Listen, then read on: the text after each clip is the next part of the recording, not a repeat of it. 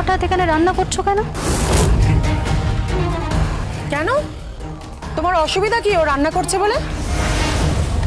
দেখো, কাব্যের পরিবার আর আমাদের পরিবার কিন্তু অনেক দিনের বন্ধু। আমরা তো ফ্যামিলি ফ্রেন্ড। তাই তো কাব্যের সঙ্গে স্বস্তিকের বিয়ে ঠিক হয়েছিল। থাক, ওসব কথা থাক না এখন। এমা, থাকবে কেন? এটা তো ফ্যাক্ট স্বস্তিক। তোমার সঙ্গে তো কাব্যের বিয়ে ঠিক হয়েছিল। হ্যাঁ, এটাও ঠিক যে তারপরে স্বস্তিক গীতার প্রেমে পড়েছিল, মানে ওই গীতা ফাঁসিয়েছিল। এই ঠিক করে কথা বলো তুমি। এসব কি কথা হচ্ছে? কি এসব কথা কেন বলছো তুমি? না বলার কি আছে?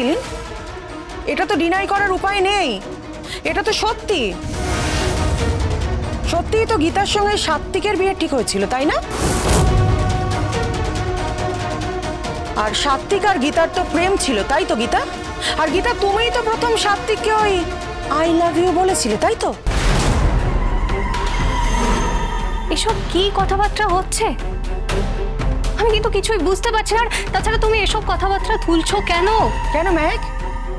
এই সমস্ত কথা কি ভুলে যাওয়া যায় নাকি? এই সমস্ত কথা তো সত্যি কথা। তুমি জানো না এই ব্যাপারটা নিয়ে এই পরিবারে কত অশান্তি, কত ঝামেলা, কত ঝঞ্ঝাট হয়ে গেছিল। আর দুই বোন গীতা আর গিনির মধ্যে লাটালাটি লেগে গেছিল। আর এই বাড়িতে থেকেও তো সাত্বিক সকলের সামনে গীতাকে ভালোবাসার কথা বলেছে। এমনকি সকলের সামনে গিনির সঙ্গে প্রতিদিন ঝগড়াঝাটি হতো। এইসব কথা তো ভুলে যেতে পারি না আমরা। এত কিছুর পরেও গিনি যখন এই বাড়িতে থাকতে পারে, তখন কাব্য এই বাড়িতে আসতে পারবে না কেন? কি হচ্ছে? কি চুপ করো তুমি। কাব্য, তুমি এখানে কি করতে এসেছো? কি চাইছো তুমি? আমি কিচ্ছু চাইছি না আক্কা। আমার জীবনে তো সবটাই না পাওয়া। আমার এই বাড়িতে বউ হয়ে আসার কথা ছিল। আমি প্রথমে মেনে নিতে পারিনি মেনে নিতে।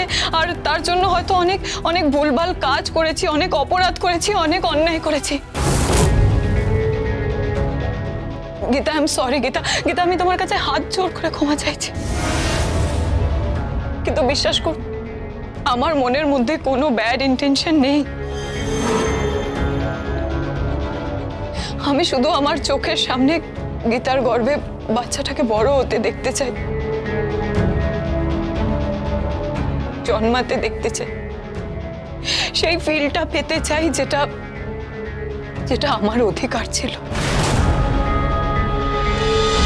গীতা LLB আজ থেকে সোম থেকে রবি প্রতিদিন বিকেল 5:30টায় স্টার জলসায়।